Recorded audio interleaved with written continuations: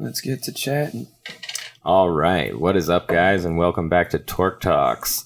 Today, I am actually in a remote studio set up in Kyle Hudson's basement with Sebastien White. Yo, yo, yo. So we are out here in Utah and just finished the first day of about halfway through the second day of Triceratops gathering, or Triassic, whatever they're calling it these days. And yeah, dude, I've been having a great time, even with all the nonsense that's been going on. Yeah, definitely. This has just been like an incredible time overall, even from when we left Colorado, driving all through the night just to get to the Moab Desert for sunrise. Like starting the trip off like that was unreal. Yeah. And then you guys also stopped to see some stars, right? Yeah, that was nuts. It was just like no light pollution. Yeah, you guys left a couple hours behind us. What time did you guys leave? It was like 9:40, I feel like. That's about what I figured when Kerr was telling me he had some laundry to do. Yeah, and we made a few stops on the way out, so. Yeah, so when we were doing it, we really wanted to get there to Moab to see the stars there. Mm-hmm. And it was just incredible because it was like at least 45 miles from a light. Yeah, and you guys were there like 3 hours before us, right? Yeah, so you were there like in the dead of night. It was completely pitch black. Like when we got out of the car, you couldn't even see your hand in front of your face for the first little bit. That's awesome. And then like over time, it started like your eyes adjusted enough to where you could like walk around and not trip on things. Yeah, but, like, your eyes adjusted. You couldn't see more than like 10 or 15 feet out. That's the craziest. Yeah. It's a weird feeling. It was just gorgeous. Because I mean, you could see the Milky Way with your bare eyes. Yeah. And like some of the pictures I got were super cool. I'm really excited to edit those down and get them out there. But yeah, so when I got to Moab at like 2, that's when my clutch started to break. It was because it was fine until we got there, and then we pulled into the visitor center to try and pay because the kiosk at the front was closed because it was like 2 a.m. Yeah, and then I got back in the car to like head up into the park, and it just made this horrendous sound and like got stuck and like. I turned the car off and like sat there for a second and was like, that wasn't good. I'm going to turn the car back on and we'll see what happens. And it just started making this awful sound. And then we managed to make it here to Kyle's house after, we had the sunrise. Yeah. And like, dude, climbing around those arches was so as fun. the sun was coming up, like literally simultaneously with it. And from the parking lot where we were, I had no idea that that's what was on the other side. Yeah, that view. Like even as we were approaching that like window or arch or whatever, like we had no clue that there was just going to be a huge view like leading straight out to the sunrise. Yeah, and you couldn't even see it when you were like 10 feet away. Yeah. It was like the second you had to be right on the peak. On top of it, it just like opened up like the opening scene. It was like a literal window. Like it was just this it was nuts. Massive, desert. Yeah. That just went out and like the mountains in the background with the sunrise coming up over. Unreal. Man. Like simply unreal. Yeah. And so then, my car managed to make it to Kyle's house, and then all of us got a good night's rest, which was nice. And especially on tour, it's a rare thing. Yeah, like this whole downstairs area that we're currently in actually is like it's amazing. It's perfect for a tricking gathering because you can store like not hundreds of people. That's a huge exaggeration, but like tens and tens of people throughout this entire basement. Probably almost 100 people with good sleeping arrangement. Literally, it's like crazy. Because we brought 10 with us from Colorado. There's 5 or 6 more that came out from Colorado on top of that. And then there was a couple of the guys from Dubsurd, a couple of people from... Who else is here? There's a bunch of locals. Utah. Yeah, there's a bunch of locals here that are they staying the night? I saw a couple people staying. Oh yeah, that's right, because there's people who are like from Provo and like places that like further an hour and a half, 2 hours away, so they're sleeping here as well. But yeah, like every year that I've come, which has been the last 3 years, Kyle Hudson's whole family has just gone out of their way in every way possible to make this just the best experience. Yeah, that's the best part, is there's people actually willing to like do things like this for the cause of the gathering. Yeah. It's like so amazing. Well, because I mean, opening your home is a huge thing. Yeah. And then, on top of opening your home, they do so much like above and beyond. Like that breakfast spread today, you didn't get up until like 2, so you missed it. I heard. But yeah, they had like pancakes and waffles and all kinds of like eggs set up. And then, right now as we're talking, upstairs there is just a bunch, like a barbecue like starting, right? I don't even know how many. There's probably 15, 10. There's probably like 150 pounds of chicken upstairs. I'm not even exaggerating. That's nuts. Like, did you see how big they were? No, I didn't. The chicken platters were probably like 20 inches long by like 5.5 inches deep. That's like a 15 good amount of chicken right there. Like chicken spread that you pick up from like King Soopers or your local grocery store. Yeah, and they had like, I swear, like 10 or more of those. And that's like nuts. That's like 150 pounds of chicken. Yeah, and like no one's obligated to do that as they're hosting people for a gathering. Like that's unbelievable. It's amazing. Like, providing food is definitely something that at this point there's enough gatherings that like if you're calling it a gathering, then there's usually food around, some like food survival and a gym session and an activity that people are going to do. But to this extent is like that's not anywhere near obligated or expected, like, which is like it's actually probably a good thing that this gathering has stayed at around the similar, numbers as far as, people coming out each year. It's generally somewhere between like 20 to 35 people that come through for the salt flats, and then maybe an extra 5 to 10 on top of that will hit the gym session. But like, I think that's been a great amount of people, because it's like, you get to have like real one-on-one conversations with people, and like you don't feel like you're missing out on like the biggest tricks, because it's not like Neo's one of those sessions where like if you're not in the session for the whole time, you're missing a lot. Yeah. You'll see it later on social media, but it's different. You're still missing so much. Totally. I feel like there's like almost two kinds of gatherings, not like distinctly, but there's just like you were saying, the kind of gathering that's more interpersonal or personal. Like where you get to have more like one-on-one or more like homey, like cozy conversations, or just like hang out with more people all together. And then there's the gatherings where there's so many people that you're like filtering through different groups of people throughout the gathering, but you don't get like a solid amount of time with anyone specifically. Right. You get long enough with each person to like learn their name. Yeah, and maybe then forget talk about one. You can talk about a couple of things. You'll remember their face, and you'll be able to talk to them, again the next time you see them, and it won't like be weird, but then you'll always forget their name. That's the thing that I do all the time. It's a terrible habit, forgetting someone's name moments after they give it to you. But it's like almost hard not to do that when you're meeting like 30 plus people at each of these gatherings that you've never really seen before. Dude. Like, because you, especially when you meet like 5 or 6 at a time, like in a group. Yeah, that's the hardest.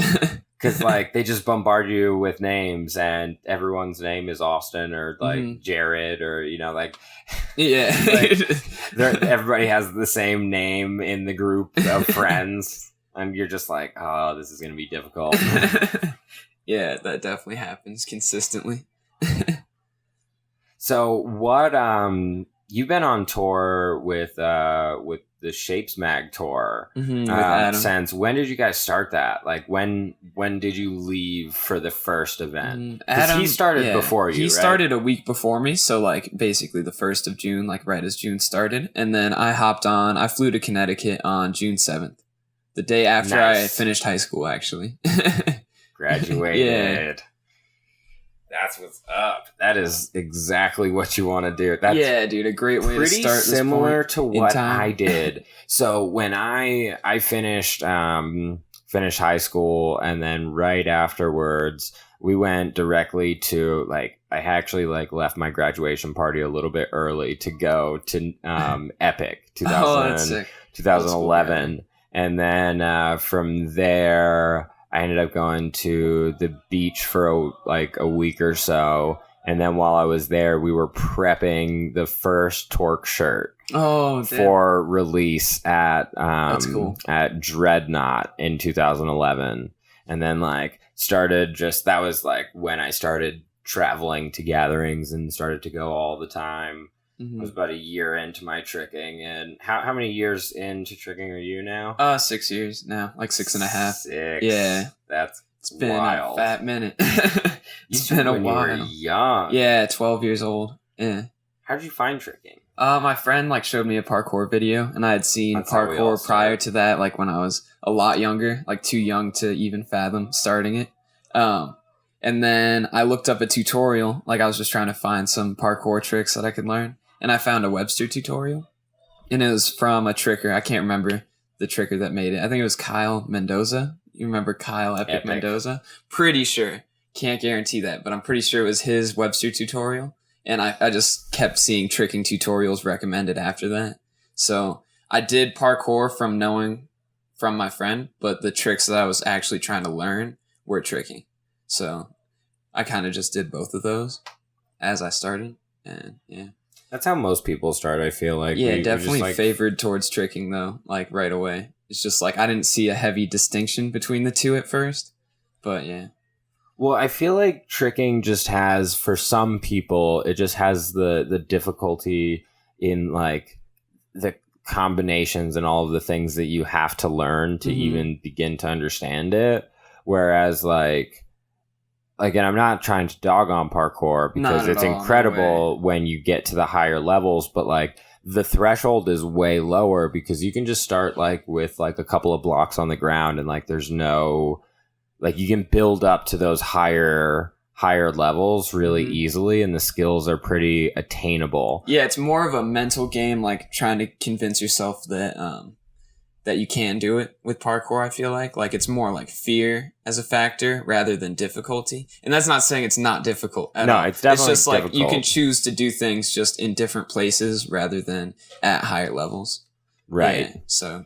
it's different for sure. I feel like tricking's super intricate. I feel like that's why I was more drawn towards tricking. Yeah, it just has more complexity. It's super complex. Just the intricacies make it so interesting as you're learning it because you can focus on so many different aspects of a trick or a combo or different just whatever move set you're trying to work different on. Different move set, different area of tricking. That's all I was trying to think. Yeah. No. Yeah. I understood what you were getting at. Just the ability to go in and take a cork and then take all of the elements that you can play with cork as the base. So there's cork shuriken or cork round or cork hyper round or you could then cork snapu if you wanted to add a twist, or you could cork Cairo, or there's a ton of options right off the bat with any trick. Or whereas parkour, you're more looking at different spots with the same movement rather than just focusing on the movement itself. What is your body actually doing? What could it do? What can't it do?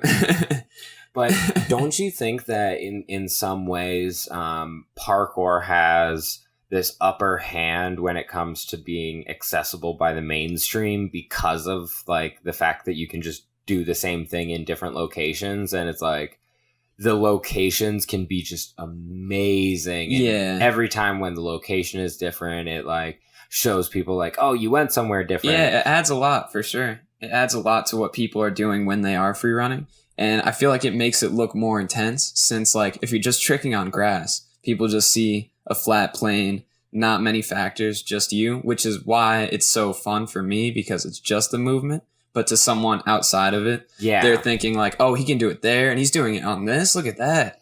Yeah. Yeah. Rather than like, oh, what is he doing like with his body? Like what trick was that? What flip was that? Because people, when they first look at someone tricking, like there's just too much going on, and they have no basis for like, what is any of that called? How is that? They're just like, whoa, he was moving. And then with parkour and free running, it's like people can visibly see the risk through like height and like distance and things like that, rather than the trick. Yeah, that's a great point. Like being able to visibly just see that difficulty. Yeah, so I feel like that adds a dimension to it for sure. Yeah, and then because they can just like do that so easily by just like going up a couple of flights of stairs, it's easy for them to get that mainstream, because I feel like tricking is just not something that right now people are catching on to. Like when they look at it, it's just too much to take in. It's almost like it just flies right past people. Yeah, like they just don't see it. It's really crazy. Yeah, it's like a magic trick. Yeah. You know,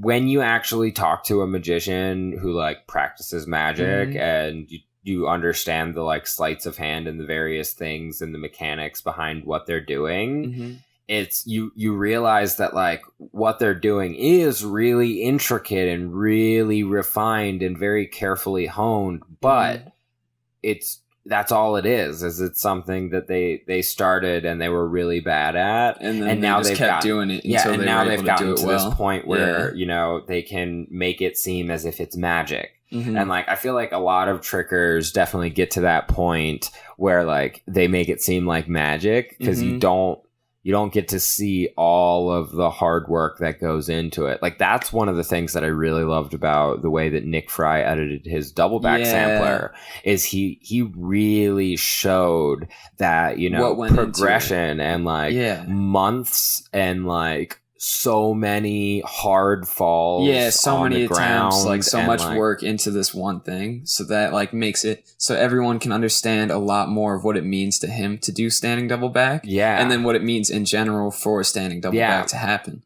Yeah. Like, look at this guy trying this hard to get this. And he was the first person to do that on grass. Yeah, ever. And like to anyone's knowledge. And we know that guy. Yeah. Like he's a tricker. Like he's in the community. Like that's amazing. And like how crazy is that like there are all of these people that we know that are just doing like what Shosei's doing. You know, have you met him in person? Yeah. And he's just like a super nice kid. Yeah. And like awesome, he's just at the beginning of what he's about to do with he's tricking. Slightly older than I was when I started, and like he's unimaginably more well-rounded, more varied, and just overall better than anyone else that's been tricking. Right? You know what I mean? It's unbelievable. So even trying to imagine what he'll be doing when he's 18, like my age, like just, who knows? Right? He's doing standing triple at this point. For real. It's a comedy. It's really comedic. It really is a really comedy. Comedic. Like every time you hear something new, you're like, nah, that was something that like 4 or 5 years ago was literally a joke that you would say to someone like, yeah, could you imagine someone like swinging out of a triple cork, or like, you know, chaining dubs into a triple cork, comboing like, cork in whatsoever, especially from a double cork swing. Yeah. It's like double cork swing cork in. Yeah, standing full in. That's coming next. Yeah, unreal. Yeah, we've got a bunch of aliens among us in this tricking community. Bunch of superhumans. What do you think it is about tricking that like makes that happen? Like why what about tricking brought you to it? Because like you're definitely an alien. Oh, like, your movement is, I appreciate that too. I love your movement and like so your much. Tricks and the way that you put them together. And like, you know, what's actually really funny, and I'm going to ask Renato if he knows about this, but I was watching his Colorado sampler and I could have swore the first couple of clips were you because of the tricks, the tricks and the way that he was putting them together. I could like clearly see like your style of movement. And I wonder if that's a conscious or an unconscious thing, because like it still like was Renato's tricks, and like you could still like see him his coming style, through, but like there was elements. It's like when Rudy first started tricking, you could tell that like Teddy and Scott were his influences based by on the way he was tricking. Yeah, by the way that he was even doing though it was things. His own, it's still you could see like bits of influence or just like taking parts from other people's things. Yeah, but it's so funny that like you when you get to that point, you start differentiating yourself. People can just know you from your silhouette and not ever see your face. Yeah, I love that part of tricking. But like, so what about it, brought you in and made you want to get to that point, and like what compelled you to like...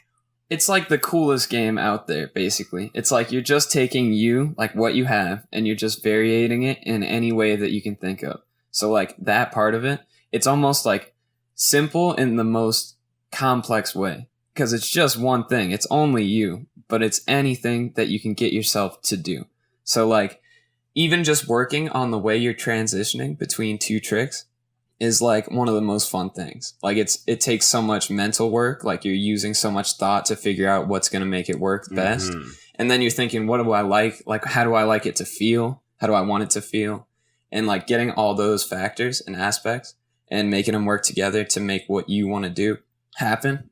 Excuse me. Make what you want to do happen, like the way you want it to happen. Yeah, that's a beautiful thing, dude. It's unreal. I don't get that from many other things, So for you, it's just the fact that there is nothing between you and the activity. Like there's no skateboard or like a ball or other people involved. It's like it's the aspect of it where it's like just you and this act of creativity. Yeah. And they can just come together. Then you get to like do this fun thing for yourself. Exactly. It's just you playing. Like there's really nothing else involved. Just motion, movement, and yourself. That's the coolest.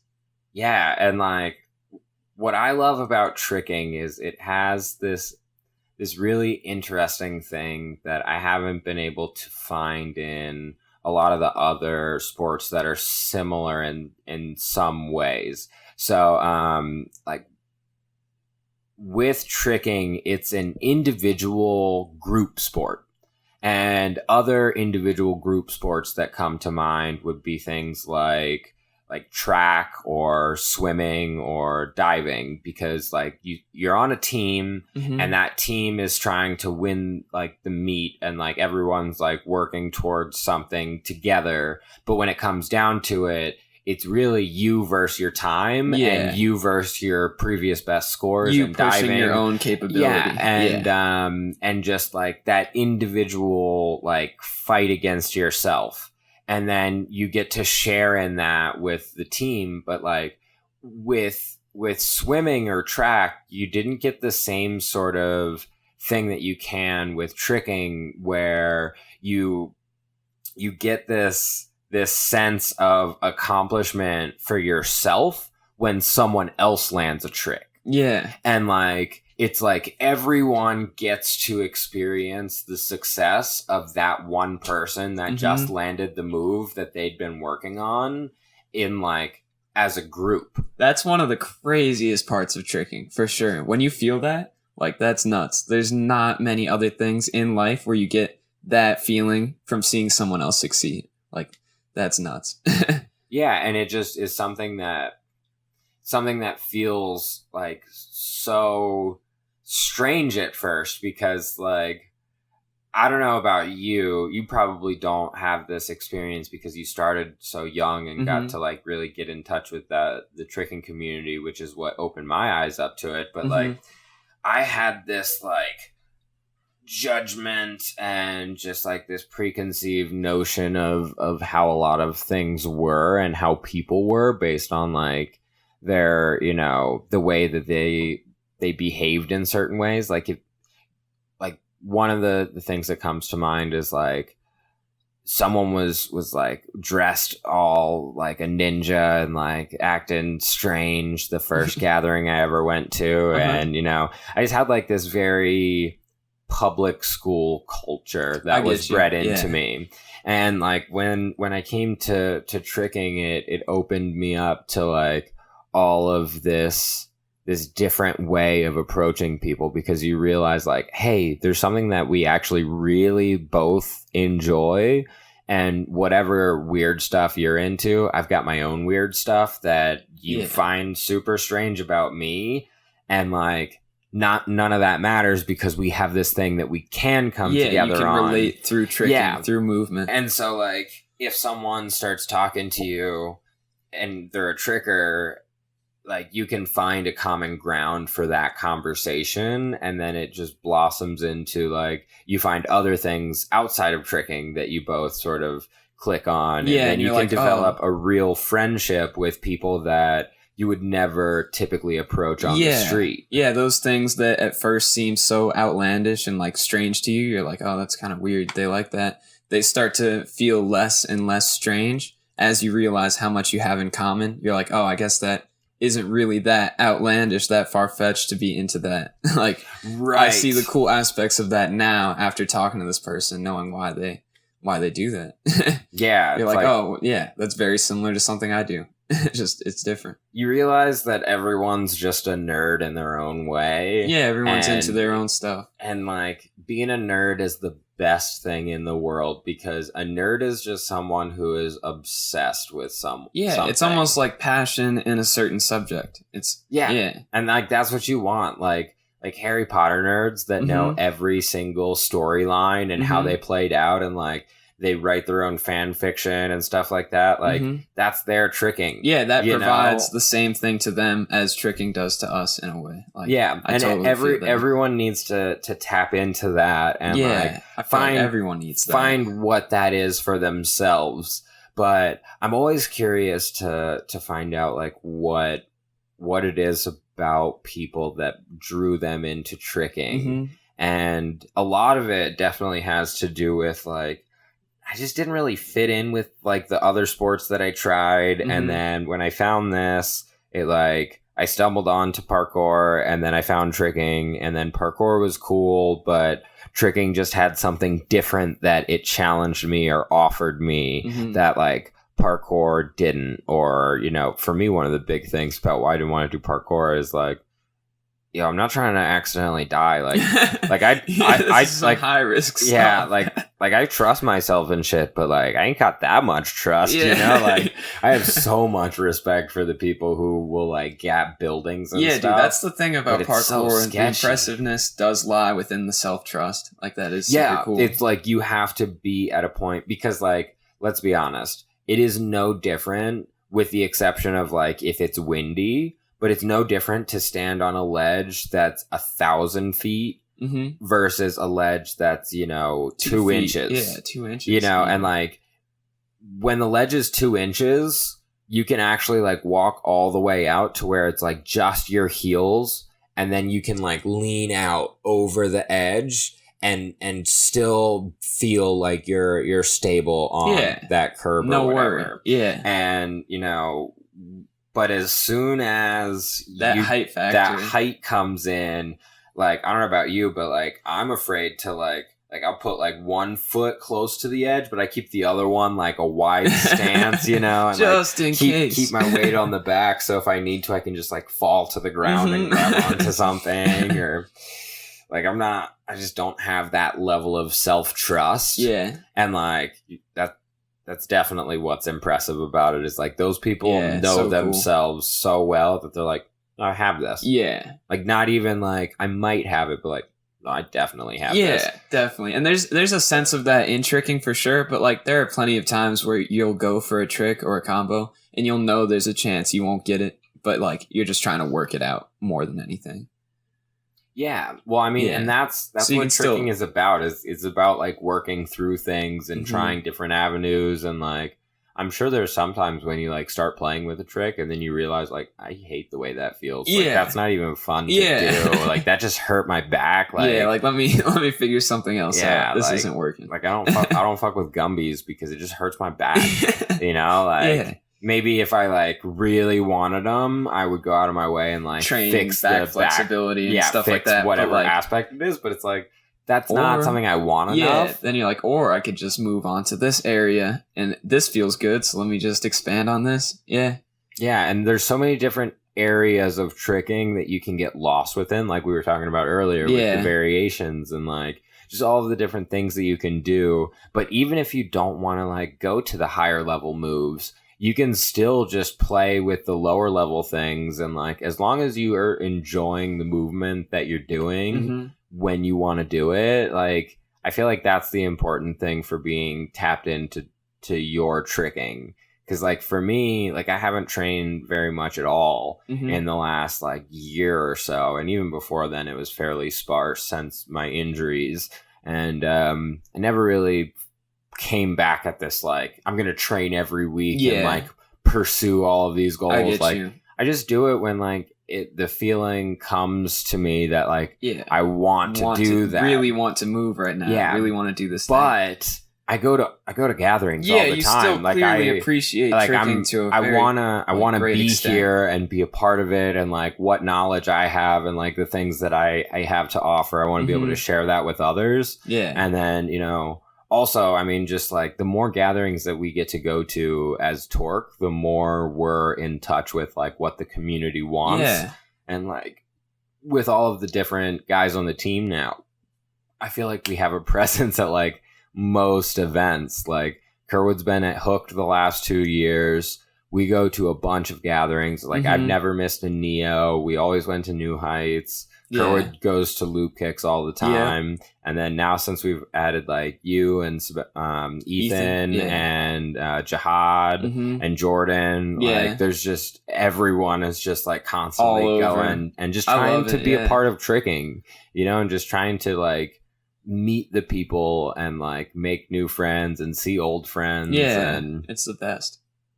It's amazing how many friends that you make. Yeah, it's like almost inevitable that each time you go to a different event, you're bound to meet like 2 people that you're gonna really want to see. Like the next gathering you go to, you're like, oh, I really hope these 2 people are there. Right. Then you add to that list every single time, and it can be from 2 people to like 20 people, depending, you know? And like at Neo, I feel like all those people show up. Yeah. You know, like all the people that's that why like Neo's you so great. Expect to that's see. The one everyone goes to, so you know you're going to see everyone that you want to see. Yes. Yes. That's why it's a tragedy whenever someone misses Neo. Yeah. It's you're like, oh, sorry, dude. Yeah. Like we're all... Sorry about that. We're all in mourning for you. Yeah, it's a tragedy every time. That was your first Neo, right? That was actually my second Neo. That was your second? Now. Neo 6 was my first. Okay. But I really haven't been able to trick at either Neo because the first Neo, I had a major toe injury and I couldn't even like walk around without a limp. And then this year I was just trying to still recover my knee injury. So I was able to do some like swings, like I just did a couple corks and like a double cork to, I don't know, feed my need to trick at Neo. But other than that, wasn't really able to do much. Yeah, but it's okay. But that's the best gathering to be injured at, I believe. Oh, yeah. Because you can be so, like, not entertained, but consumed by the gathering without even moving. You can just be watching and be totally, like, occupied. There's enough trickers that show up to throw down. And, like, I feel like Neo has become, in its own way, a proving ground where people, like, go out of the way to like get there and show their best tricks so that people know who they are for the future years. Yeah, it's almost like a stage. It's cool. Yeah.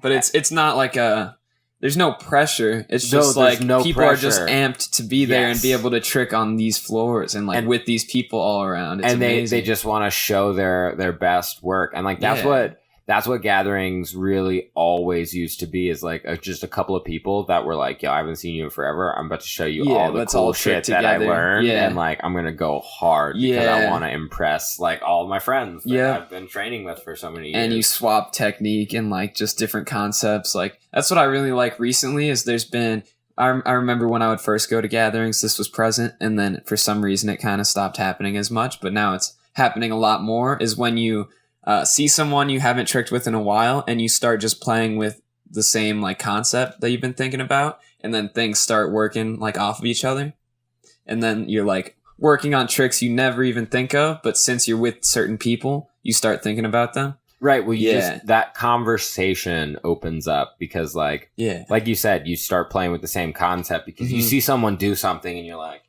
oh, I've never thought about that. Like, I wonder what that feels. I'm going to do that.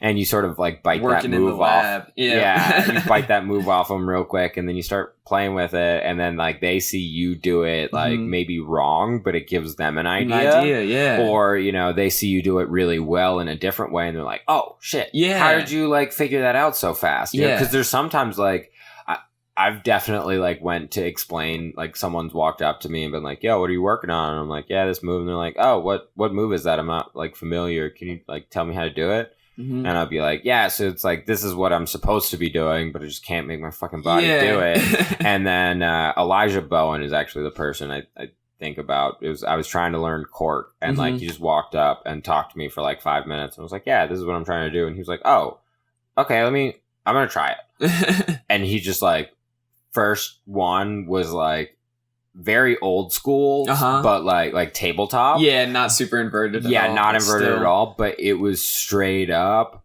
a cork, and I was like, "What the fuck?" Like I've been playing with this for like the last couple of weeks, and I'm like not getting anywhere with it. And then this kid just like walks in. And gets it first try. Yeah. And then that was when I was like 18 or 19 too. Yeah. So that was like years and years ago. Damn. Like, and then I was like trying to train cork a little bit, but I never really wanted it that bad back then. And it wasn't until like I decided like, no, I need to have that trick. Like I want to be able to just do it and know that it's something that's like I'm capable of. Yeah. So I went out and not even like readily available, but just like something that I've for sure accomplished. And like, you know, I've landed it like 5 or 6 times comfortably with like no hand touching type of thing. And then, you know, if I ever do want to go back and play with it, I'll have something to start with. Yeah. To work off of. Yeah. And, as soon as I made that decision, it was like about 2 months before I like took it to floor. But I have this old style of viewing tricking where like double cork is like hard still in my, like I'm trying to like adjust that. But like, 'cause, I mean, when I came in, it was 2010 and like triple cork had just been landed and like for the first couple of years that I was tricking, less than 20 people had landed it. Like Rudy was like the 20. Rudy was like the 23rd person to land triple cork, and like I had been training with him for years, and like at that point, like because he's like the person who introduced me to tricking in the very first place. In high school, and then like a couple years later, I hit him up and was like, "Hey, can you show me where a session is?" And like. What this thing is, and like maybe I could go and learn that. Yeah. Show me the way. That's cool. So did you have any like core people that you started training with? Like actually, in parkour or tricking? I actually really didn't have anyone to train with. My friend Chase, who showed me you parkour. Were like 12. What 12-year-olds are like, I'm going to everyone throw was my like, body around. Dude, what are you doing? We have video games. Yeah. You had the internet. Yeah, no one was really about it. Everyone was playing Call of Duty and stuff. You know what I mean? We were in 6th grade, like me and my friends when I started. And my friend that introduced me to it, he like trained a little bit of parkour, like he'd jump around and like vault over some benches and stuff, but like I really didn't have anyone like training like I wanted to. So in the beginning it was definitely just me and like looking at YouTube tutorials and stuff and just really playing with it.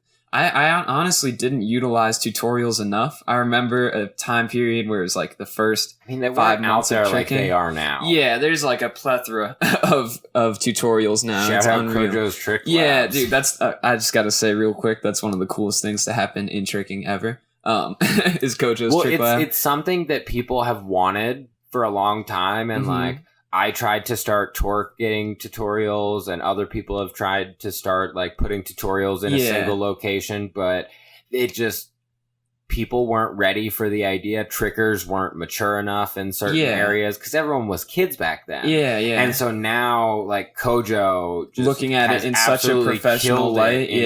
In organizing it in the way that he has and incentivizing everyone to like no, this is why we're doing it, and this is how we're doing it, and this is what you benefit, and this is what everyone else gets to benefit, and like it's just a net win for everyone. Yeah, it's something that needs to be in tricking. Yeah, definitely. But anyway, what I was just saying, like, I didn't utilize tutorials enough in the first like 5 months of tricking, so I hit a point where I was like, I don't even know if I can get better. Like, I was like, I don't know what these tricks are anymore. Like, I don't know what the steps are to learn them.